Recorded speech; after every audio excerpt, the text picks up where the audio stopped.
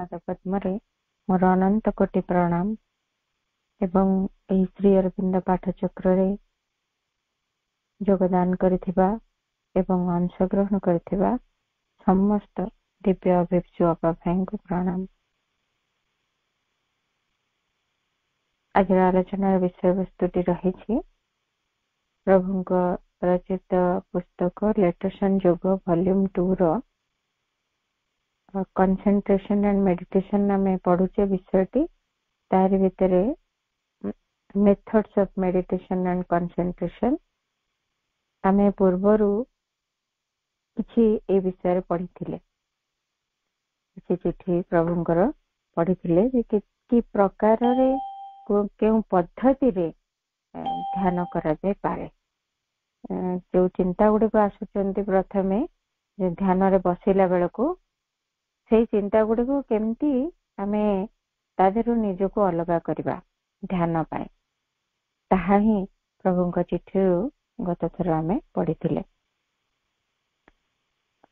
प्रथमे थिला टिके मने पके देबा चिंता गुडी को देखिबा पर्यवेक्षण करबा केवल आउ तांको किछि सैंक्शन दबानी से माने जते पर्यंत नीरवी न जाय छंती तते पर्यंत से गुडी को केवल साक्षी भली देखिबा। द्वितीय कथाटी होछि एमते साक्षी भली देखुथिबा गोटिए अंश साक्षी भली देखुथिबो आ गोटिए अंश धीरे धीरे से ताहारी भितरे निजको इन्वॉल्व न करिकी से केवल से चिंता गुड़िकर क्रिया चली किंतु आ गोटे अंश केवल देखुथिबो। दुईटी अंश रे विभक्त हैला भली अवस्थाटी को आसीबा। तापरे थर्ड टे कहउछंती से गुड़िक चिंता गुड़िक कोठु आसुछंती कोठु से गुड़िकर सृष्टि आउ से गुड़िक जदि से ऑब्जर्व करके देखि पाइले से जानि परिबो जे चिंता गुड़िक तार निजर नुहे से गुड़िक बाहरु आसुछंती एवं एठी आम भितर प्रवेश करूछंती। जदि एतिकी से जानि परिले अनुभव करि परिले से समय सेतिकी जदि देखिबा लागि सक्षम होई परिले ताहले कोन हबो ना से माने प्रवेश करिबा पूर्वरु से गुड़िक अनुमति न दे बाहर को काढ़ी दिया जीवो एमती उपाय प्रभु कहिथिले। आ गोटे सुंदर कथा पढुथिली एमपी पटेकर गोटे लेखा सिथिरे मध्ये से कहिछंती जो मेडिटेशन आउ कंसंट्रेशन रो मेथड्स गुडा को प्रैक्टिकली से केमिति से गुडे को करूथिले एवं केमिति सहज हेई परुथिला सेटा से कहिथिले। फास्ट कथाटा कहउछंती खाली हमें जिस्ट जानिबा से जा लिखिछंती the fast way is to let the thoughts flow without interference but without our sanction without our joining them. A thought comes but unless we participate in that thought develop it to its conclusion the thought fades away।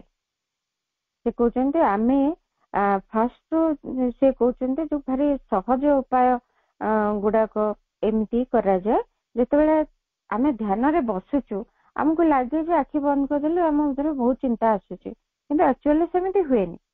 प्रकृति रे से गुड़िकर गोटे अनवरत धारा चली थाए आउ जिते आमे आखि बंद करूचु आमे पूरा पूरी साइलेंस चाहूचु आमे पूरा पूरी सेठी एकदम एक शून्य चाहूचु शून्यता चाहूचु किंतु सेठी सेतेबेले अवेयर होउछु एवं थॉट गुडा को देखुछु किंतु से गुडा को आसुतांती बाहरु आउ से गुडा को जेतेबेले आसुचंती फास्ट कथा आमे करबा जे आसुचंती से मानको सेमती ही भासी जीवा को दिया जीवो सेथरे कोनोसी प्रकार सम्मति दिया जीवनी ता सहित कोनोसी प्रकार युक्त होबार प्रयास करा जीवनी बा युक्त न होबा जेमती सेही दिगरे टिके ध्यान दउथिबा जेमती कि आमे बसिचु ध्यान रे बसिचु किछि चिंता आसिला ଯେ ଏଇ ମତେ ଅମୁକ ଲୋକଟିକୁ ଏଇ କଥାଟି ଦେବାର ଅଛି, ଧ୍ୟାନ ସରିଲା ପରେ ଯିବି ଯାଇକି ତାକୁ ଏଇ କାର୍ଯ୍ୟଟି କରିବା ପାଇଁ କହିବି, ବା ଏଇ ମୋ କାର୍ଯ୍ୟଟି ବାକି ଅଛି ଯାଇକି ସେଇ କାର୍ଯ୍ୟଟିକୁ କରିବାର ଅଛି। ଏମିତି ଯୋଉ ଆମେ ଜେନେରାଲି ବହୁତ ଗୁଡେ କାର୍ଯ୍ୟ ପରକୁ ପର ସଜାଡିକି ରଖିକିରି ତାହାରି ବିଷୟରେ ହିଁ ଭାବୁଥାଉ। ଦିନ ସାରା ସେଇ ଚିନ୍ତା ଗୁଡାକ ଆମ ଭିତରେ ଚାଲିଥାଏ। ସକାଳୁ ପ୍ଲାନିଂ କଲେ ସେଇଗୁଡିକ ଚାଲିଥିବ, କିଏ କଣ କହିଲା ସେ କଥା ଚାଲିଥିବ, ଆମେ କଣ ଖାଇଲୁ ପିଇଲୁ ଶୋଇଲୁ କି ନ ଶୋଇଲୁ ସେ ସବୁ କଥା ବି ଚାଲିଥିବ। ଏଇଗୁଡିକ ଯେମିତି ତାପରକୁ ଆସିଯାନ୍ତି, କିନ୍ତୁ ଆମେ ଜେନେରାଲି କଣ କରୁ, ସେଇଥିରେ ମିଶି ଯାଉ, ତା ସହିତ ଯୋଡି ହେଇଯାଉ, ସେ ଚିନ୍ତା ଗୁଡିକ ଭିତରେ ଆମେ ଭାସି ଯାଉ। ତାହା ନ କରିକି ସେଗୁଡିକୁ ସେମିତି ଯିବାକୁ ଦେବା। ଧୀରେ ଧୀରେ ଦେଖିବା ଯେ ସେଗୁଡିକ ଆସିବା ପ୍ରତି ଆମର ଗୋଟେ ଉଦାସୀନତା ରହିଯାଉଛି ଏବଂ ସେମାନେ ତାପରେ ଧୀରେ ଧୀରେ ତାଙ୍କର ଯୋଉ ପ୍ରାବଲ୍ୟ ରହିଥିଲା ସେ କମିବାକୁ ଲାଗିଲାଣି। ଏମିତି ହେଇପାରେ। ଆଉ ଗୋଟିଏ ହଉଛି ଟିକେ ଡିଫିକଲ୍ଟ ଉପାୟ, ଯାହା ବି ସେଇ ଏମ୍ ପି ପଣ୍ଡିତ ତାଙ୍କର ଲେଖାରେ ଲେଖିଛନ୍ତି। ଯେତେବେଳେ ଆମେ ଦେଖୁଛୁ ଯେ ଚିନ୍ତାଟି ଆମ ଭିତରକୁ ପ୍ରବେଶ କରୁଛି, ଆମେ ତାକୁ ରିଫ୍ୟୁଜ କରିବା, ତାକୁ ଆଲାଉ କରିବାନି ଆମ ଭିତରକୁ ପ୍ରବେଶ କରିବା। ଟିକେ କଷ୍ଟକର ନିଶ୍ଚିତ, କିନ୍ତୁ ଏଇଟା କରାଯାଇ ପାରିବ। ଆଉ ଧୀରେ ଧୀରେ ଏଠି ଅଭ୍ୟାସରେ ହବ, କିନ୍ତୁ ଏଇ କଥାଟି କରାଯାଇ ପାରିବ। ଠିକ ସେଇ କଥା ଗୁଡିକ ଯାହା ପ୍ରଭୁ କହିଛନ୍ତି ତାହା ମଧ୍ୟ ଏଠି ପଣ୍ଡିତଜୀ ତାକୁ ବୁଝଉଛନ୍ତି। ସେଇ କଥାଟା ଆମେ ଯେତେବେଳେ ବସୁଛୁ ଧ୍ୟାନ କରିବା ପାଇଁ, ସେତେବେଳେ ମେଡିଟେସନ ଷ୍ଟେଟରେ ବସିଲା ବେଳେ ଗୋଟେ ଚିନ୍ତା ତାର ଉପସ୍ଥିତିକୁ ଜାହିର କରିବା ପାଇଁ ଆସିବାକୁ ଆରମ୍ଭ କରୁଛି। ସେତେବେଳେ ଆମେ ଜାଣିପାରିବୁ ଯେ ବର୍ତ୍ତମାନ ଗୋଟେ ଥଟ୍ ମୋ ଭିତରକୁ ଆସୁଛି, ଗୋଟେ ପ୍ରେସର ଟେ ଫିଲ୍ ହବ। କେତେ ଦିନ ଅବଶ୍ୟ ଅଭ୍ୟାସଟି କଲା ପରେ ଟିକେ ପ୍ରେସର ଫିଲ୍ ହବ, ସାଇଲେନ୍ସ ଭିତରେ ମୁଁ ବସିଥିଲି, ଗୋଟେ କଣ ଚାପ ଗୋଟେ ଅନୁଭବ ହଉଛି। ତାପରେ ସିଏ ଆମ ମନ ଭିତରେ ଏଣ୍ଟର କରିବା ପୂର୍ବରୁ ବି ଆମକୁ ସେଇ ପ୍ରେସରଟି ଅନୁଭବ ହବ ଯେ ଆସୁଛି ଗୋଟେ ଚିନ୍ତା। ଆଉ ସେତେବେଳେ ଆମେ ଟିକେ ସତର୍କ ରହିକି ତାକୁ ଏଣ୍ଟର କରିବାରୁ, ତାକୁ ପ୍ରବେଶ କରିବାରୁ ନିବୃତ୍ତ କରିପାରିବା, ଏବେ କରିପାରିବା। ଆଉ ଗୋଟିଏ କଥା ସେ କହୁଛନ୍ତି, another way which I personally have found most effective and perhaps it is the easiest, এটা ଭାରି ସହଜ କଥା, ଭାରି ପ୍ରଭାବଶାଳୀ ମଧ୍ୟ, ଆଉ ଏହା ମୁଁ ନିଜେ କରେ ବୋଲି ସେ କହୁଛନ୍ତି। এটা ହଉଛି କଣ, ନିଜ ଭିତରେ ଗୋଟେ attention, ସେ କହୁଛନ୍ତି it is to have a point of attention within ourselves। ଆମ ଭିତରେ ଗୋଟେ ଟିକେ ଧ୍ୟାନ ଦବା, let the thoughts come and run on the surface of our mind। ଚିନ୍ତା ଗୁଡିକ ଆସନ୍ତୁ ଏବଂ ଆମ ମନର ଉପରି ଭାଗ ଦେଇକି ସେମାନେ ଯାଆନ୍ତୁ, କିନ୍ତୁ ଆମର ଯୋଉ major part of our attention, ଆମର ଧ୍ୟାନର ଯୋଉ ମୂଳ ଅଧିକ ଅଂଶଟି, ସିଏ ଆମକୁ ସେଇ ଦିଗରେ ଆମେ ଦବାନି। କୁଆଡେ ରଖିବା, ଆମେ ଯୋଉ ବିଷୟରେ ଧ୍ୟାନ କରୁଛେ ସେଇଟିକୁ ଅଧିକ ଭାଗ ନିୟୋଜିତ କରିବା। ଆମ ଯୋଉ ଆଟେନସନର ଅଧିକ ଭାଗ ଆମେ ଯୋଉ ବିଷୟରେ ଧ୍ୟାନ କରୁଛୁ, କହୁଛନ୍ତି if I think of God, if I think of people, if I think of some good cause, ସେଇ ଭିତରେ ମୋ ମନଟା ବ୍ୟସ୍ତ ରହୁ, ଭଗବାନଙ୍କ ବିଷୟରେ ହଉ କି କିଛି ଭଲ କୌଣସି ଗୋଟିଏ ବିଷୟରେ କଥାଟିଏ ଭାବିଲୁ, କୌଣସି ଗୋଟେ ଭଲ ଜିନିଷଟି ଭାବିଲୁ, ଧ୍ୟାନରେ ବସିଛୁ ନା, କି କିଛି ଗୋଟେ ସମାଧାନ ପାଇଁ ସେଇଠି ପ୍ରାର୍ଥନାଟିଏ ସହିତ ଆମେ ଧ୍ୟାନସ୍ଥ ହେଇଛୁ, ସେଇଥିରେ ଆମର ଆଟେନସନର ମେଜର ପାର୍ଟ ରଖିବା ପାଇଁ ଚେଷ୍ଟା କରିବା। ସେଇଥିରେ ଯେମିତି ଆମ ଆଟେନସନଟା ବିଜି ରହିବ। ଆଉ ଯଦି କିଛି ତା ବ୍ୟତୀତ ଅନ୍ୟ କିଛି ଯୋଉ ଚିନ୍ତା ଗୁଡିକ ଆସୁଛି, ସେ କହୁଛନ୍ତି and if other extraneous thoughts come to the surface, I should not bother about them। ମୁଁ ଏମିତି କରେ ଯେ ସେଗୁଡିକ ଆସନ୍ତି ଯେତେବେଳେ ଏଇ ବିଷୟ ଛଡା ଅନ୍ୟ କିଛି ଚିନ୍ତା ଆସେ, ମୁଁ ସେଗୁଡିକ ବିଷୟରେ କୌଣସି ଗୁରୁତ୍ୱ ଦିଏନି, ସେଗୁଡିକୁ ଧ୍ୟାନ ଦିଏନି, ସେ ବିଷୟରେ ମୁଁ ମତେ ମନୋଯୋଗ ହିଁ ଦିଏ। ଏବଂ ଏଇଭଳି ସେ ଏଇ ପ୍ରାକ୍ଟିସଟି କରୁଥିଲେ, ଯାହା ଦ୍ୱାରା କଣ ହଉଥିଲା ନା ଧୀରେ ଧୀରେ ଖୁବ ଅଳ୍ପ ଦିନ ଭିତରେ ତାଙ୍କ ଭିତରେ ଏଇ ଯୋଉ ଅବଜେକ୍ଟ ଅଫ ମେଡିଟେସନ, ଧ୍ୟାନର ବିଷୟବସ୍ତୁ ଉପରେ ଧ୍ୟାନଟି ସଂକେନ୍ଦ୍ରିତ ହେଇକି ରହୁଥିଲା ଏବଂ ଅନ୍ୟ ସବୁ ଚିନ୍ତା ଗୁଡିକ ଠାରୁ ଇଏ ନିଜକୁ ଅଲଗା କରିଦେଇ ପାରୁଥିଲା।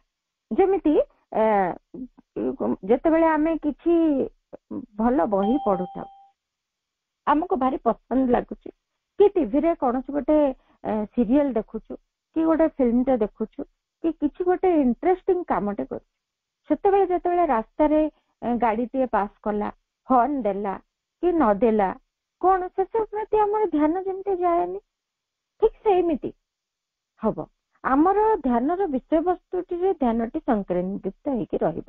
ଆଉ ବାକି ଅନ୍ୟ ଯୋଉ ଚିନ୍ତା ଗୁଡିକ ଆସୁଛି ଯାଉଛି, ସେ ତାର ଆସୁଥିଲେ ଯାଉଥିଲେ ବି ଆଉ ଆମକୁ କୌଣସି ପ୍ରକାର ତା ସହିତ ଜଏନ କରିବାକୁ ପଡିବନି, କି ଆମକୁ ସେଇ ଦିଗରେ ଆମର ଆଟେନସନ ଟା ଯିବନି। ଧୀରେ ଧୀରେ ଏଇ କଥାଟି ସମ୍ଭବ ହବ। ସେ ନିଜେ ସେ କହୁଛନ୍ତି ଏଇଟା ସବୁଠୁ ସହଜ, ପ୍ରଭୁ ବି ସେଇ କଥା ହିଁ କହୁଛନ୍ତି। ଗ୍ରାଜୁଆଲି ଏଇ କଥାଟି ଆମ ଭିତରେ ସେଟ୍ ହେଇଯିବ।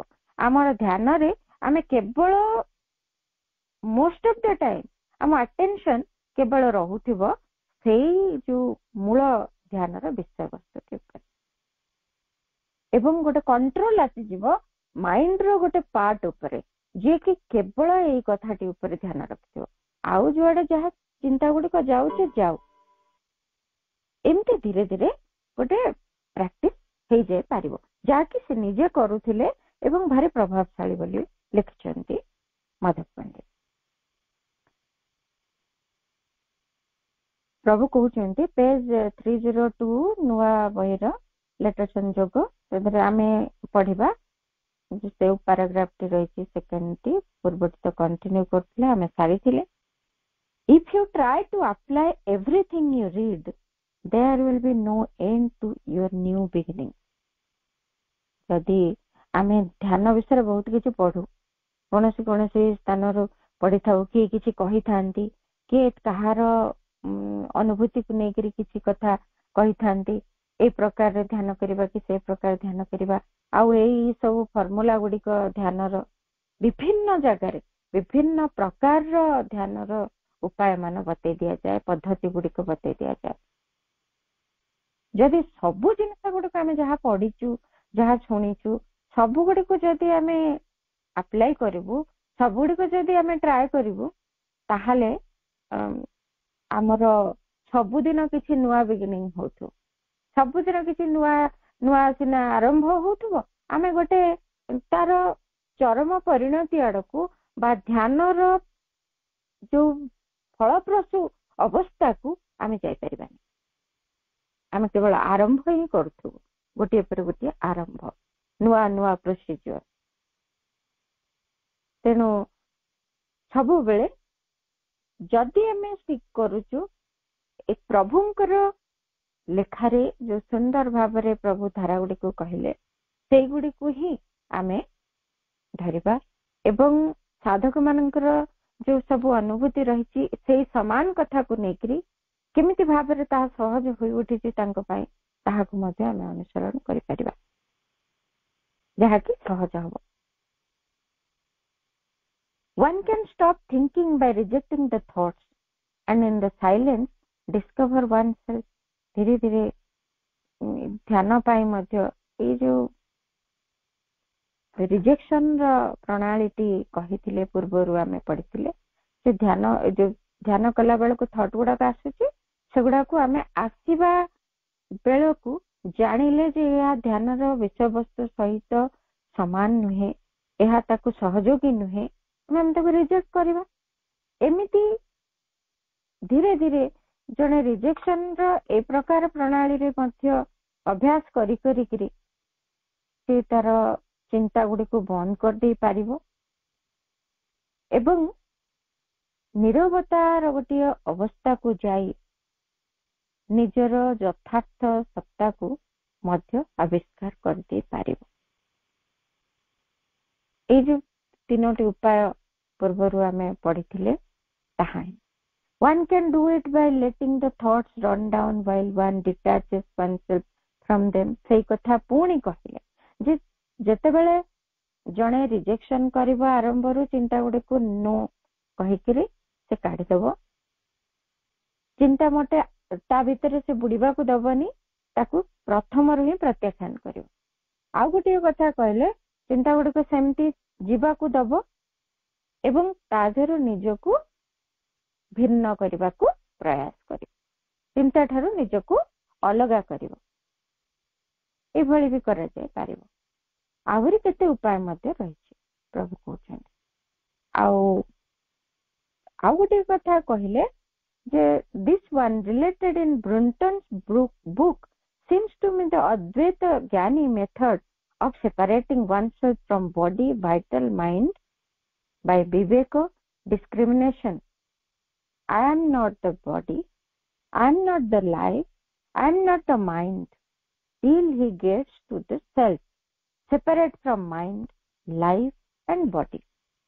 ଏଇଠି କହିଲେ ଚିଠିଟି ଯିଏ ଲେଖିଛନ୍ତି ସାଧକ, ସିଏ ଲେଖିଛନ୍ତି ବ୍ରୁଣ୍ଟନଙ୍କର ତାଙ୍କ ବହିକୁ ଅନୁସରଣ କରିକିରି ଧ୍ୟାନର ପ୍ରଣାଳୀ ବିଷୟରେ ଲେଖିଛନ୍ତି, ଯାହାକି ପ୍ରଭୁ ଏଇଠି ତାଙ୍କୁ ସ୍ପଷ୍ଟ କରୁଛନ୍ତି ଯେ ବ୍ରୁଣ୍ଟନ କିଏ ପ୍ରଥମେ ଆମେ ଜାଣିବା। ବ୍ରୁଣ୍ଟନ ହଉଛନ୍ତି ପଲ୍ ବ୍ରୁଣ୍ଟନ ବୋଲି ଜଣେ ବ୍ରିଟିଶ ଅଥର, ଯିଏକି ସ୍ପିରିଚୁଆଲ ବୁକ୍ସ ଲେଖୁଥିଲେ ଏବଂ ସିଏ ବହୁତ କିଛି ଏଇ ମେଡିଟେସନ ଉପରେ ଅନେକ କିଛି ରିସର୍ଚ୍ଚ କରିଛନ୍ତି ଏବଂ ତାହାରି ଉପରେ ତାଙ୍କର ଲେଖା ଗୁଡିକ ଲେଖିଛନ୍ତି। ତାଙ୍କର ଗୋଟିଏ ବହି ଏ ସର୍ଚ୍ଚ ଇନ୍ ସିକ୍ରେଟ ଇଣ୍ଡିଆ, ଯୋଉଟା କି 20ଟି ଭାଷାରେ ଟ୍ରାନ୍ସଲେଟ କରାହେଇଛି, ସେଥିରେ ସିଏ ଲେଖିଛନ୍ତି ଏଇ ସମସ୍ତ କଥା ଯୋଉ ଧ୍ୟାନ ବିଷୟରେ, ଯାହାକି ସେ ରମଣ ମହର୍ଷିଙ୍କ ସହିତ ଯେତେବେଳେ ଆସିକି ଦେଖା ହେଇଛନ୍ତି ଏବଂ ତାଙ୍କ ସହିତ ତାଙ୍କର ଏଇ ପ୍ରକାର ଧ୍ୟାନ ଏବଂ ଏକାଗ୍ରତା ଉପରେ ବିଭିନ୍ନ ପ୍ରକାର ପ୍ରାକ୍ଟିସ ସେ କରିଛନ୍ତି ରମଣ ମହର୍ଷିଙ୍କ ସହିତ ରହିକି, ଏବଂ ସେଇ ବିଷୟରେ ତାଙ୍କର ଯୋଉ ଅନୁଭୂତି ଗୁଡିକ ହେଇଛି ସେଗୁଡିକ ସେ ବହି ଭିତରେ ଲେଖିଛନ୍ତି ଏ ସର୍ଚ୍ଚ ଇନ୍ ସିକ୍ରେଟ ଇଣ୍ଡିଆ।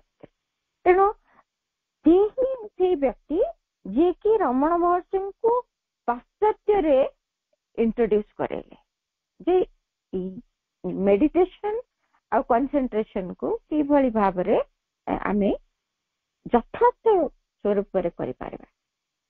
ତେବେ ତାଙ୍କର ଯୋଉ ପ୍ରଣାଳୀ ସେ ଲେଖିଛନ୍ତି ତାହା ପ୍ରଭୁ କହୁଛନ୍ତି ସେଇ ଅଦ୍ୱୈତ ଜ୍ଞାନୀ ମେଥଡ ରେ ତାହା କରାଯାଇଛି, ଯାହାକି ଅଦ୍ୱୈତ ଜ୍ଞାନୀ ମେଥଡ ଟା କଣ?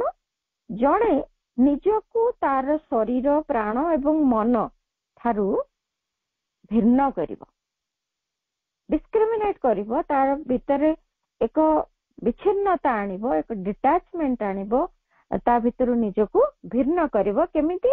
ଯେ ଧୀରେ ଧୀରେ ସେ ନିଜକୁ କହୁଥିବ ଯେ I M not the body, ମୁଁ ଶରୀରଟି ନୁହେଁ, ମୁଁ ଯିଏ ଏ ଶରୀରଟି ନୁହେଁ ଏବଂ ମୁଁ ମଧ୍ୟ ଏଇ ମନଟି ନୁହେଁ, ମୁଁ ମଧ୍ୟ ଏଇ ପ୍ରାଣଟି ନୁହେଁ। ଏଇଭଳି ସେ ନିଜକୁ ବାରମ୍ବାର ବାରମ୍ବାର ବାରମ୍ବାର କହି ଅନ୍ୟ କୌଣସି ଚିନ୍ତାକୁ ପ୍ରଶ୍ରୟ ନ ଦେଇ ଏଇ ଗୋଟିକ ପ୍ରକାର ଚିନ୍ତାକୁ ହିଁ ସେ ପ୍ରଶ୍ରୟ ଦଉଥିବ। ଯୋଉ କଥା ସେ କହିଲେ in the silence discover one self, ଏମିତି ରିଜେକ୍ଟ କରିବ ଅନ୍ୟ ଚିନ୍ତା ଗୁଡିକୁ। କେବଳ ଏ ମୁଁ ମନ ନୁହେଁ, ମୁଁ ଏଇ ପ୍ରାଣ ନୁହେଁ, କି ମୁଁ ଏଇ ଶରୀର ନୁହେଁ, କେବଳ ମୁଁ ଏହା ନୁହେଁ, ମୁଁ ଅରିଜିନାଲି କିଏ, ସେଇ ଆଡକୁ ସେ ଯିବ। ଧୀରେ ଧୀରେ ଏଇ ବିଷୟରେ ସେ କେବଳ ଚିନ୍ତା କରିବ, ଆଉ କୌଣସି କଥା ନୁହେଁ। ଧୀରେ ଯାଇକି ସେଇ ସ୍ତରରେ ପହଞ୍ଚିବ ଏବଂ ସେଇ ସେଲ୍ଫ, ସେଇ ଯୋଉ ନିଜର ପ୍ରକୃତ ସ୍ୱରୂପକୁ, ସେଇ ଯଥାର୍ଥ ସତ୍ତାଙ୍କ ସହିତ, ଆତ୍ମା ସହିତ ସିଏ ମିଳିତ ହେଇପାରିବ, ଯୋଡି ହେଇପାରିବ। ମନ, ପ୍ରାଣ ଏବଂ ଶରୀରରୁ ବିଚ୍ଛିନ୍ନତା ଭିତରେ ଥାଇ ସିଏ ଆତ୍ମା ସହିତ ଯୁକ୍ତ ହେଇପାରିବ। ଧ୍ୟାନ ଭିତରେ ଏଇ କଥାକୁ ସେ କରିପାରିବ। ଆଉ ଗୋଟିଏ କଥା କହିଲେ, there is also the separation of ପୁରୁଷ from Prakriti till one becomes the witness only and feels separate from the activities as the witness consciousness. ଆଉ ଗୋଟିଏ କଥା, ଆଉ ଗୋଟିଏ ଉପାୟ ବି ପ୍ରଭୁ କହୁଛନ୍ତି, ଏଇଟେ ରିଜେକ୍ସନ କଥା ଜାଣିଲେ, ସେପାରେସନ କଥା ଜାଣିଲେ, ଜଣେ ନିଜେ ସବୁ ଚିନ୍ତାକୁ ପ୍ରତ୍ୟାଖ୍ୟାନ କଲା, ତାପରେ ସେପାରେଟ କଲା ସବୁ ଚିନ୍ତା ଠାରୁ ନିଜକୁ, ନିଜକୁ ମନ ଠାରୁ ସେପାରେଟ କଲା, ପ୍ରାଣ ଠାରୁ ସେପାରେଟ କଲା, ଶରୀର ଠାରୁ ସେପାରେଟ କରିକି ସେଇ ଆତ୍ମ ପୁରୁଷଙ୍କ ସହିତ ମିଳିତ ହେଲା। ଏ ଭାବରେ ସେ ଯଥାର୍ଥ ଧ୍ୟାନର ପରିଣାମଟିକୁ ପାଇପାରିଲା। ଆଉ ଗୋଟିଏ କଥା ଅଛି, ପୁରୁଷକୁ ପ୍ରକୃତି ଠାରୁ ଭିନ୍ନ କରାଯାଇପାରିବ, କାରଣ ପୁରୁଷ ହଉଛି ୱିଟନେସ୍। ପୁରୁଷ ସବୁବେଳେ ଦ୍ରଷ୍ଟା, ସାକ୍ଷୀ ପୁରୁଷ। ଏମିତି ଗୋଟିଏ ଚେତନା ମଧ୍ୟରେ ରହିବାକୁ ହବ, ଯେମିତି କହିଲେ ପ୍ରଥମରୁ ମନଟି ଏକ ସାକ୍ଷୀ ପୁରୁଷ ଭଳି ସବୁ କଥାକୁ କେବଳ ଅବଜର୍ଭ କରିବ, ଯୋଉ ଚିନ୍ତା ଗୁଡିକ ଯାଉଛି ଆସୁଛି ତାକୁ ଅବଜର୍ଭ କରିବ। ଏଇ ପ୍ରକ୍ରିୟାରୁ ଯାଇ ଯାଇକିରି ସେଇଠି ଗୋଟିଏ ସ୍ତରରେ ସେ ପହଞ୍ଚିବ ଯେ ସିଏ ଗୋଟିଏ ୱିଟନେସ୍ ହେଇଯିବ ଏବଂ ସିଏ ସମଗ୍ର କ୍ରିୟା ଠାରୁ ନିଜକୁ ଭିନ୍ନ କରିଦେବ। ନିଜେ ଗୋଟେ ସାକ୍ଷୀ ଚେତନା ଏବଂ ଆଉ ଯାହା କ୍ରିୟା ଚାଲିଛି ସିଏ ତାକୁ ଦେଖୁଥିବ, ତାଠାରୁ ଇଏ ଭିନ୍ନ ହେଇକରି ଥିବ। ଇଏ ହେଲା ଯେ ସାକ୍ଷୀ ଚେତନା, ସିଏ ହେଲା ପୁରୁଷ। ଯେ କ୍ରିୟାତ୍ମିକା ଯୋଉ ଶକ୍ତି ସିଏ ହେଲା ପ୍ରକୃତି। ଯାହାକୁ ଯୋଉ କ୍ରିୟା ଚାଲିଛି, ଯାହାକୁ ଦେଖା ହଉଛି ସିଏ ହେଲା ପ୍ରକୃତି ଏବଂ ଯିଏ ସାକ୍ଷୀ, ଯିଏ ଦେଖୁଛି ସେ ହେଲା ପୁରୁଷ। ଏଇ ଦୁଇଟି ଯାକ ଅଲଗା ହେଇଥିବେ। ଗୋଟିଏ ଚେତନା ଭିତରେ ଆମେ ରହୁଛୁ। ଟିକେ ଯଦି ଆମେ ଆଟେଣ୍ଟିଭ ହବା ଏଇ କଥାଟା ବୁଝିପାରିବା। ଧ୍ୟାନରେ ଯେତେବେଳେ ବସୁଛୁ, ଆମେ ବସିଲା ବେଳକୁ ଧ୍ୟାନରେ ଆମେ ଗୋଟିଏ ଚେତନାରେ ହିଁ ରହୁଛୁ। ନା ସାକ୍ଷୀ କିଏ ଅଛି, ନା ଥଟ୍ ଗୁଡାକଠୁ ଅଲଗା ହେଇକି କିଏ ଅଛି। ଅଲଗା ହେଇକି ଥଟ୍ କୁ ଦେଖୁନି କେହି, ଥଟ୍ ଗୁଡାକ ଭିତରେ ଚାଲିଛନ୍ତି, ସବୁ ଗୋଟିଏ ହେଇକି ଅଛି। ଥଟ୍ ଯୋଉ ଗୁଡିକ କ୍ରିୟାଶୀଳ ହଉଛି, ଯୋଉ ଚିନ୍ତା ଗୁଡିକ ଯାଉଛି ଆସୁଛି, ଯାଉଛି ଆସୁଛି, ତାର ଯୋଉ ଧାନ୍ତ ଗୁଡା ଚାଲିଛି ସେ ହଉଛି ପ୍ରକୃତି ପାର୍ଟ। ଆଉ ଧୀରେ ଧୀରେ ଆମେ ଅଭ୍ୟାସ କରିବା ଫଳରେ ଆମେ ଗୋଟିଏ ଦ୍ରଷ୍ଟା ଅଂଶଟି ବିକଶିତ କରିବୁ, ଯିଏକି ପୁରୁଷ।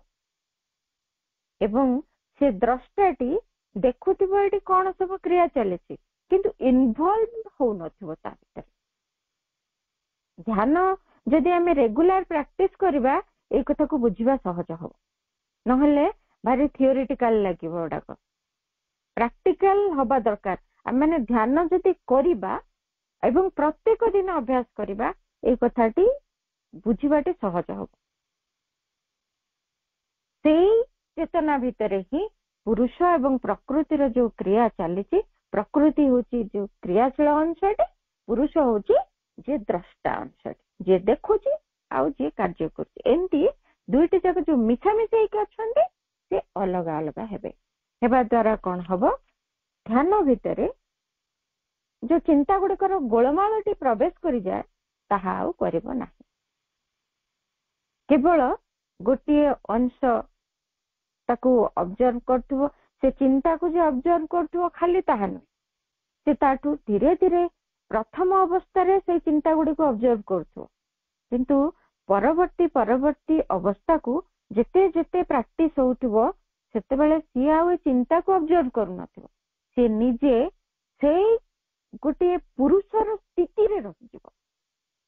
ଚିନ୍ତା ଗୁଡିକ ତା ବାଟରେ ସେ କ୍ରିୟା କରୁଥିବେ ନ କରୁଥିବେ, ସେ ସବୁ ପ୍ରତି ଆଉ କୌଣସି ତା ସହିତ ଲିଙ୍କ ରହିବନି, ସେପାରେଟ ହେଇଯିବ ପୁରାପୁରି ଚେତନାଟା।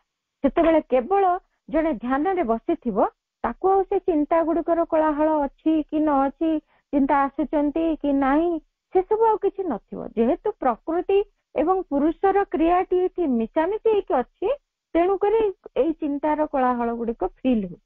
ଧୀରେ ଧୀରେ ଏମିତି ହବ, ସେ ପୁରୁଷ ଚେତନାରେ ଅର୍ଥାତ୍ ସେଇ ଆତ୍ମସ୍ଥ ଚେତନାରେ ଆମେ ରହିଯିବୁ ଧ୍ୟାନ ବେଳେ, ଯାହାକି ସେଇ ଦିବ୍ୟ ଶକ୍ତି, ଦିବ୍ୟ ଜ୍ୟୋତି ଏବଂ ଦିବ୍ୟ ଆନନ୍ଦ ଶାନ୍ତି ଏଇ ସବୁ ସହିତ ଆମକୁ ଯୁକ୍ତ କରୁଥିବ।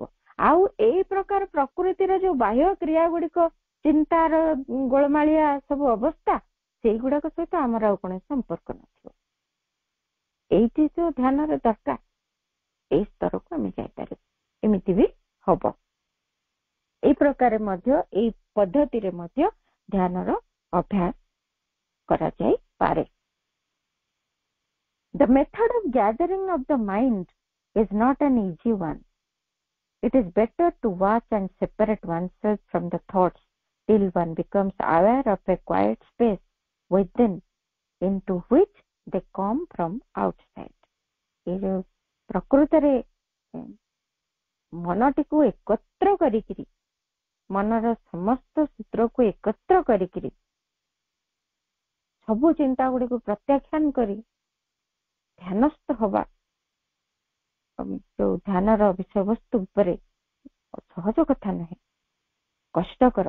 कारण गोटे सुंदर कहानी टे जमती भारी हमको बुझिबा को सहज हबो। जने साधु थिले, से तांग शिष्य मान को सिखौथिले ध्यान करिबा पाई। से माने सब सिखौथिले कोन ध्यान करिबा ना, आखि बंद करी बसिबो, एमती भगवान को विषय रे भाबियो। से माने जत्ते बेले आखि बंद करी तार भीतर जनकर मंतव्यटी भारी इंटरेस्टिंग थिला। से कहउथिले जे जत्ते बेले मो ध्यान करिबा को बसुची, सेते बेले मते भगवान को विषय रे किछि भी मने पडुनी। मने पड़छि कोन ने खाली से पाखरे गोटे घुसुरी पल्ल रखिथिबा लोकटिए थिला, से तार घुसुरी माने केमिति पंकरे पसिकी सब सह सह शब्द करूचंती, केमिति लटपट होउचंती, से दृश्य गुड़ाक दिसुची, से शब्द गुड़ाक शुभुची, से विषय रे खाली चिंता गुड़ाक आसुची। जिते बेले मु भगवान को कथा भाबी कि ध्यान रे बसिबा को चाहूची, से कथा गुड़ाक आसुची। काहे केमिति होची? मु तो एई चिंता गुड़िकठू अलगा हबाकू जेते चेष्टा करूची, जे घुसुरीर चिंता को मो भीतर काढ़ी देबी, प्रत्याख्यान कर देबी, फोपाड़ी देबी, बाहर को ताकू मो भीतर को आसीबा को देबीनी, केवल भगवान को कथा भाबीबी, जेते चेष्टा करूची। भगवान को कथा टिके भी मने पड़ुनी। मने पड़िले मध्य मुहूर्ते रहूची कि नहीं, पुणी से घुसुरी आसिकी हाजर। कौन करिबी? प्रकृति भारी कष्टकर ए कथाटी करबा। आमे जेते चिंता गुडी को तड़ुथिबो, पुणी किछि ना किछि चिंता आउ थरे ता जगह आसी हाजर हो जाउथबे। भगवान को कथा भाबिबा आम पाए कष्ट साध्य हे पड़े सेतबे। तेनु एटा एते सहज कथा नुहे। तेनु एई जो सेपरेशन रो क्रियाटी जे जणे प्रथमे आरंभ करिवो, मन भितरे से चिंता गुडी को केवल ऑब्जर्व करिवो। प्रथम रु से एंती पुरुष प्रकृति रो क्रिया ठारु निज को अलगा करिबा ए सब हे परिबन। प्रथम आरंभटी जेमिति प्रभु कहले, केवल गोटे ऑब्जर्व करिवो, कोन चिंता गुडी को आसुची जाउची, एटा आसला सेटा गला, पुणी आसला आ गोटे आसला आ गोटे आसला गला, एमिति भी करे जाय पारे।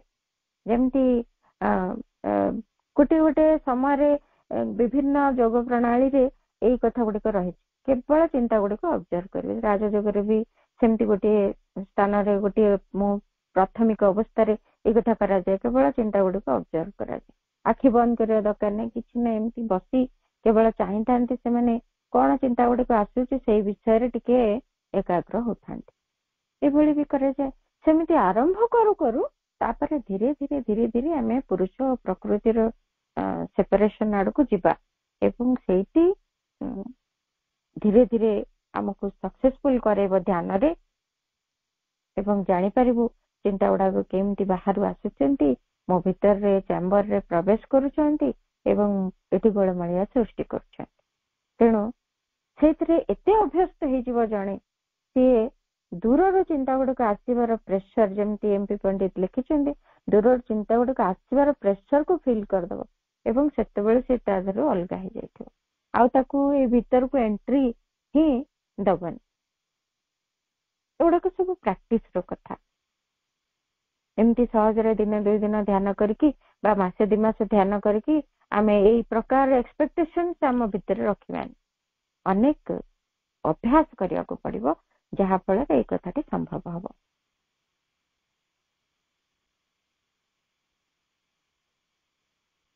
It is of course because of the old habit of the mental consciousness that it goes on receiving the thoughts from outside in spite of its being a fatigue. Not that it wants them, but that they are accustomed to come, and the mind mechanically lets them in and attends to them by force of habit. କେମିତି ମନ ଭିତରକୁ ଚିନ୍ତା ଗୁଡିକ ବାହାରୁ ହିଁ ଆସନ୍ତି, ଏଗୁଡା ଗୋଟେ ପୁରୁଣା ଅଭ୍ୟାସ ମନର, ସେ ସବୁ ଗୁଡିକୁ ତାର କ୍ରିୟା ହଉଛି ଏଇଟା, ମନ ଚେତନାର ଏଇ ହଉଛି କ୍ରିୟା। ସେ ବାହାରୁ ସବୁ ଚିନ୍ତା ଗୁଡିକ ଆସିବେ, ସେଗୁଡିକୁ ସେ ଗ୍ରହଣ କରି ନବ, ସେ ସେଥିରେ କ୍ଳାନ୍ତ ହୋଇ ପଡିବନି, ସେ ଜମା ହାଲିଆ ହବନି। ସେଥିପାଇଁ ମନଟି ଆମେ ଦେଖୁଛୁ କେତେ ନାଇଁ କେତେ ଚିନ୍ତା ପ୍ରତି ମୁହୂର୍ତ୍ତରେ ସେ କରି ଚାଲିଛି, କେବେ ହାଲିଆ ହଉନି। ଶରୀର କାର୍ଯ୍ୟ କରିକି ହାଲିଆ ହେଇଯିବ, ଫିଜିକାଲ ୱାର୍କ ଯଦି ଶରୀରଟି କରୁଛି, କିଛି କାମ କରିକି ତାର ଲିମିଟେସନ ଅଛି, ସେ ହାଲିଆ ହେଇଯାଉଛି, ସେ ଅଧିକ କାମ ପାରେନି, କ୍ଳାନ୍ତ ହୋଇ ପଡେ। କିନ୍ତୁ ମନଟି କ୍ଳାନ୍ତ ହୁଏନି, ସେ ଚାଲିଥିବ, ଚିନ୍ତା କରି ଚାଲିଥିବ ଚାଲିଥିବ ଚାଲିଥିବ। ଏମିତି ତାର ଅଭ୍ୟାସ। ଏମିତି ନୁହଁ ଯେ ସେ ଏଗୁଡାକୁ ଚାହେଁ, କିନ୍ତୁ ସେ ଏଥିରେ ଅଭ୍ୟସ୍ତ, ଆଉ ସେ ଯାନ୍ତ୍ରିକ ଭାବରେ ସେଇଗୁଡିକୁ ମଧ୍ୟ ଆଟେଣ୍ଡ କରେ, ସେଗୁଡିକ ସହିତ ତାର ସମସ୍ତ କ୍ରିୟା ପ୍ରକ୍ରିୟା ଚାଲେ, ସେଗୁଡିକୁ ସେ ଗ୍ରହଣ କରେ ଏବଂ ତାକୁ ଧ୍ୟାନ ଦିଏ। ତାର ଅଭ୍ୟାସ ବଶତଃ, ଅଭ୍ୟାସର ଚାପରେ ସେ ଏ କଥାକୁ କରେ, ସେ ଯେ ଚାହେଁ ତାହା ନାହିଁ। This is always one of the chief difficulties in yoga. When the experiences have begun and the mind wants to be always either concentrated or quiet. ଯେତେବେଳେ ମନଟି ନୀରବ ହବାକୁ ଚାହେଁ, ଯୋଗ ମାର୍ଗରେ ପ୍ରବେଶ କଲା ପରେ ଜଣେ ଯେତେବେଳେ ଅନୁଭୂତି ଲାଭ କରିବ, ଅନୁଭୂତି ଗୁଡିକ ଆରମ୍ଭ ହେଇଗଲାଣି, ଆଧ୍ୟାତ୍ମିକ ଅନୁଭୂତି ଗୁଡିକ, ଏବଂ ସେଠି ଟିକେ ଏକାଗ୍ରତା ଦରକାର ହଉଛି, ଟିକେ ନୀରବତା ଦରକାର ହଉଛି। କିନ୍ତୁ ଏଇଠି ମୁଖ୍ୟ ଅସୁବିଧା ଆସି ପହଞ୍ଚେ, ମନ ଏମିତି ଗୁଡିଏ ଚିନ୍ତାକୁ ବାହାରୁ ଗ୍ରହଣ କରେ ଏବଂ ତା ସହିତ ସେ ଗୋଳେ ମିଶେଇ ହେଇ ସେଇଥିରେ ହିଁ ବ୍ୟସ୍ତ ରହେ।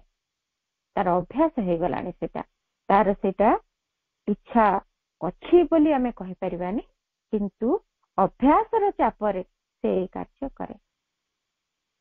ଆମେ ମାନେ ଯେମିତି କେତେ ଗୁଡେ ଜିନିଷ ଆମର ଅଭ୍ୟାସ ମୁତାବକ ଆମେ କରିବାକୁ ବାଧ୍ୟ, ଆମେ କହୁଛୁ ଚା ଟେ ପିଇବାକୁ ଚାହୁଁନି, କିନ୍ତୁ କଣ କରିବି, ଅଭ୍ୟାସ ହେଇଯାଇଛି, ନ ପିଇଲେ ମୁଣ୍ଡ ବିନ୍ଧୁଛି।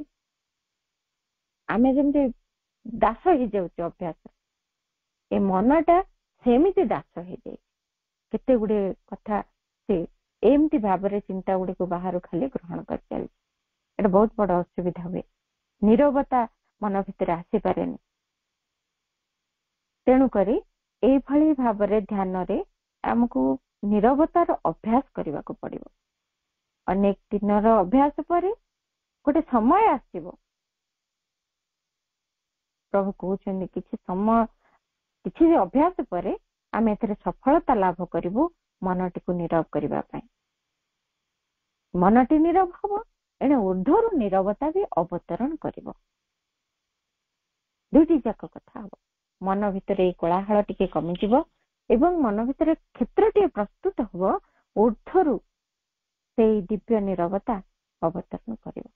ଖାଲି ଯେ ମନଟି ନୀରବ ହେଇଗଲେ ନୀରବତା ଆମ ଭିତରେ ଆସିଯିବ ତାହା ନୁହେଁ, ଊର୍ଦ୍ଧ୍ୱରେ ସେଇ ନୀରବତାର ଦିବ୍ୟ ଶକ୍ତି ଆମ ଭିତରକୁ ଅବତରଣ କରିବାର ଆବଶ୍ୟକତା ଅଛି। ମନଟି ସେଥିପାଇଁ ନିଜକୁ ଟିକେ ପ୍ରସ୍ତୁତ କରିବ, ଟିକେ ଜାଗା ଦବ। ଏତେ କୋଳାହଳ ଯେ ତା ଭିତରେ ସ୍ଥାନ ନାହିଁ ନୀରବତା ପାଇଁ, ନିରନ୍ତର କୋଳାହଳ।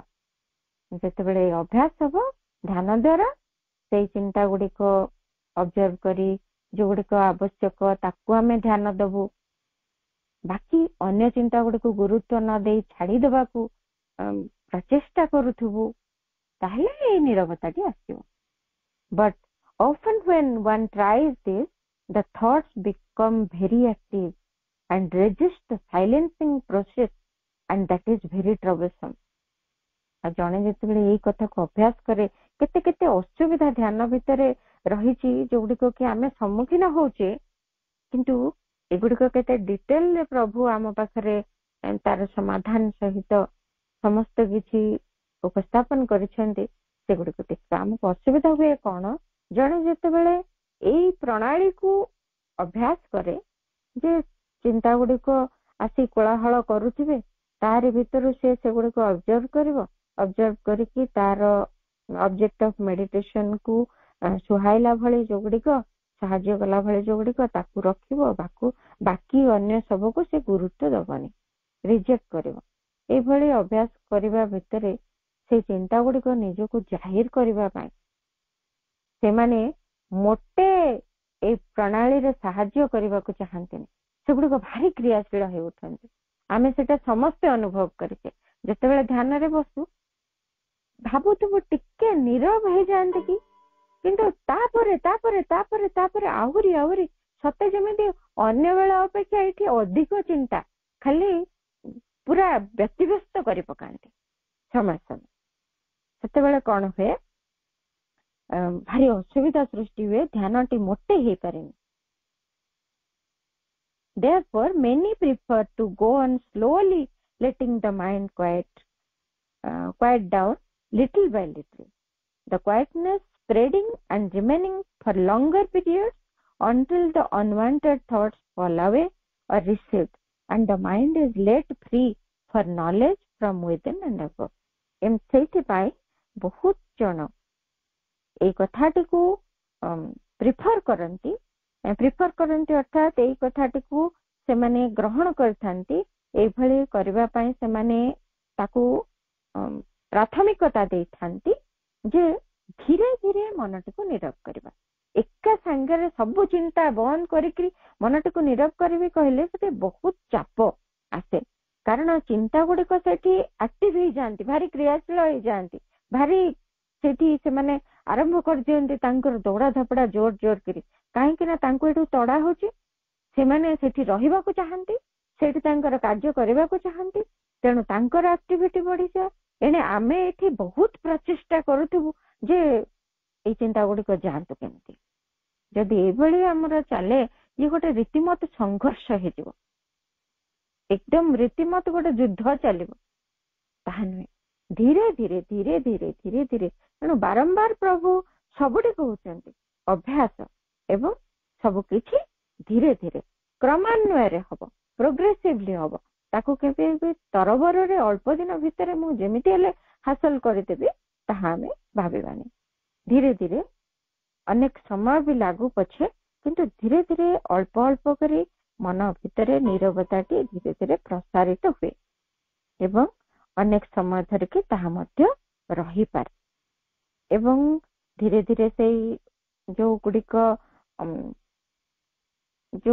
अनवांटेड थॉट्स जो चिंता गुड़िक आमे चाहूना जो गुड़िक आवश्यकता नहीं से गुड़िक धीरे धीरे चली जाती मनटी मुक्त हुए से सब चिंता गुड़िकर कबलरू एवं धीरे धीरे ऊर्ध्वरू से दिव्य ज्ञान भीतर को मन भीतर को अवतरण करे अंतर भीतरू मध्य from within and above ऊर्ध्वरू Divya ज्ञान अवतरण करे एवं अंतर भीतर मध्य आमर जो दिव्य सत्ता रही तांकर ठारे रहिथिबा से दिव्य ज्ञान सहित मन संपर्कित हुए तांकर ठारू मध्य से ज्ञान झरी आसे मन पाखकू कारण मन ए सब मुक्त हो जाए ता भीतर टिके फ्री स्पेस मिल जाए सेतिकी बेले ए गुडिक सब दिव्य ज्ञान झरी आसंती ए भली भाबरे आमे अभ्यास करिबा तरबर हबानी what you might do is to try and see what result. If the thoughts attack too much and trouble, you could stop. If the mind quiets down quickly or more and more, then continue. सहज कथा प्रभु कहले जिते बेले एमिति गोटे व्यस्तता देखा दिए जे चिंता गुड़िक खाली एक्टिव हो जाउछंती गोटे पर गोटे माड़ी आसुछंती आउ से गुड़िक छाड़ी जिबा भली मने हेउ नाहंती एवं एणे आमे चेष्टा करूछु एडा को रिजेक्ट करबा भारी गोलमालिया परिस्थिति सृष्टि हो जाए सेठी ध्यान तो हुए नहीं संघर्ष हो जाए तेणु प्रभु कहउछंती सेठी चेष्टा करबा को हबो कोन रिजल्ट होची एठी की प्रकार परिस्थिति सृष्टि होची ଧ୍ୟାନ ଭିତରେ ଯଦି ଚିନ୍ତା ଗୁଡିକ ପୁରା ଯେମିତି ଆକ୍ରମଣାତ୍ମକ ହେଇ ଉଠୁଛନ୍ତି ଏବଂ ଅନେକ ସମସ୍ୟା ସୃଷ୍ଟି କରୁଛନ୍ତି, ସେମାନେ ଯିବାକୁ ରାଜି ହଉନାହାନ୍ତି, ଏଣେ ଆମେ ତାଙ୍କୁ ରିଜେକ୍ଟ ବି କରିପାରୁନୁ, ତାହେଲେ ଆମେ ସେଠି ଧ୍ୟାନକୁ ବନ୍ଦ କରିଦେବୁ। ଆଉ ଧ୍ୟାନ ପାଇଁ ସେଠି ଆମେ ଲାଗି ପଡିବୁନି, କାରଣ ସେଠି ଧ୍ୟାନ ହବନି। ଆଉ ସେଠି ଗୋଟେ ବିରକ୍ତିକର ଭାବ ଆସିବ। ସେଠି ଧ୍ୟାନଟି କରାଯାଏ କଣ? ଦିବ୍ୟ ଶକ୍ତି ସହିତ ସମ୍ପର୍କ, ଦିବ୍ୟ ଜ୍ୟୋତି ସହିତ ସମ୍ପର୍କ, ଜ୍ଞାନ, ଶାନ୍ତି, ଆନନ୍ଦ ସହିତ ସମ୍ପର୍କ, କିନ୍ତୁ ତାହା ତ ହେଇପାରୁନି କୌଣସି ପ୍ରକାରେ। ଏଠି ଗୋଟେ ବିରକ୍ତି ଏବଂ ଭାରି ଅତୃପ୍ତିକର ଅବସ୍ଥା ସୃଷ୍ଟି ହେଲାଣି। ସେଇଠି ଧ୍ୟାନକୁ ବନ୍ଦ କରିଦେବା ଉଚିତ ହବ। ଆଉ ଯଦି ଦେଖିଲୁ ଧୀରେ ଧୀରେ ମନଟି ନୀରବ ହଉଛି, ଜଲ୍ଦି ଜଲ୍ଦି ଏଇ କଥାଟି ସମ୍ଭବ ହେଇପାରୁଛି, କାରଣ ଏଇ ଜଲ୍ଦି ହବାଟି ପ୍ରଥମରୁ କେବେ ହବନି। ପ୍ରଥମରୁ ଏଇ ପାର୍ଟଟି ହବ, ଥଟ୍ ଗୁଡାକ ଆଟାକ୍ କରିବେ ଟୁ ମଚ୍, ଆଉ ଟ୍ରବଲ ସୃଷ୍ଟି କରିବେ। ତେଣୁ ସେତେବେଳେ ସେଥିପାଇଁ ପ୍ରଭୁ ପ୍ରଥମରୁ ଯେମିତି ଆମେ ପଢିଥିଲେ, ଖୁବ ଅଳ୍ପ ସମୟ, ମା କହିଛନ୍ତି ଖୁବ ଅଳ୍ପ ସମୟ ଧ୍ୟାନରୁ ଆମେ ଆରମ୍ଭ କରିବା। ଇଭେନ 1 ମିନିଟ, 2 ମିନିଟ, 5 ମିନିଟ ଏମିତି ଆରମ୍ଭ କରି କରି ଆମର ଅଭ୍ୟାସ ହବ। ତାପରେ ଆମେ ଅଧିକ ସମୟକୁ ଯିବା। ଯଦି ଦେଖିଲୁ ଯେ ଏତିକି ସମୟ ଭିତରେ ଆମ ମାଇଣ୍ଡଟା ଟିକେ ନୀରବ ହେଇପାରୁଛି, ଚିନ୍ତା ଗୁଡିକ ଉପରେ ଆମର ଟିକେ ନିୟନ୍ତ୍ରଣ ଆସିଲାଣି, ଧୀରେ ଧୀରେ ଅଭ୍ୟାସ କରୁ କରୁ ଦେନ୍ ଆମେ କଣ୍ଟିନ୍ୟୁ କରିବା। ଏମିତି ବି ହେଇପାରେ ଧ୍ୟାନ ଘଣ୍ଟାଏ ପର୍ଯ୍ୟନ୍ତ ମଧ୍ୟ ହେଇପାରେ, କଣ୍ଟିନ୍ୟୁ କରିପାରେ ଯଥାର୍ଥ ଧ୍ୟାନ ସ୍ଥିତି। କିନ୍ତୁ ସେତିକି ନ ହେବା ପର୍ଯ୍ୟନ୍ତ ଆମେ ଯଦି ଦେଖିଲୁ ଏମିତି ଗୋଟେ ଗୋଳମାଳିଆ ପରିସ୍ଥିତି ସୃଷ୍ଟି ହଉଛି, ସେତେବେଳେ ଧ୍ୟାନ ବନ୍ଦ କରିଦେବୁ, ଆଉ ଧ୍ୟାନ କରିବୁନି। ତା ପରଦିନ ବା ସେଇ ଦିନର ଅନ୍ୟ କୌଣସି ସମୟରେ ଆମେ ଧ୍ୟାନର ପୁଣି 1 ମିନିଟ ବା 2 ମିନିଟ ଅଭ୍ୟାସ କରିପାରୁ। ସେମିତି କରି କରିକି ଧ୍ୟାନର ସମୟ ବଢାଯାଇ ପାରିବ। କିନ୍ତୁ ଏମିତି ପ୍ରଥମରୁ ବସି ଖାଲି ଯୁଦ୍ଧ ସଂଗ୍ରାମରେ ଲାଗିଗଲେ ତାହା ଧ୍ୟାନ ହିଁ ହବନି, ଧ୍ୟାନର ପଦ୍ଧତି ଭୁଲ ହେଇଯିବ। ଧ୍ୟାନକୁ ସେଇଠି ବନ୍ଦ କରିବାକୁ ପଡିବ। ଆଜି ଏଇଠି ରହିବା। ପରବର୍ତ୍ତୀ ପର୍ଯ୍ୟାୟରେ ଆହୁରି କିଛି ଅଂଶ ରହିଛି ଏଇ ଧ୍ୟାନର ଏବଂ ଏକାଗ୍ରତାର ପଦ୍ଧତି ଉପରେ, ତାହାକୁ ପଢିବା। ଆଜିର ଆଲୋଚନାକୁ ମାଙ୍କ ପାଦ ପଦ୍ମରେ କୃତଜ୍ଞତାପୂର୍ଣ୍ଣ ପ୍ରଣାମ ସହିତ ନିବେଦନ କରୁଛି। ସମସ୍ତ ଅପଭାଇଙ୍କୁ ଅନ୍ତରରୁ ଧନ୍ୟବାଦ। ବନ୍ଦେ ମାତରମ୍।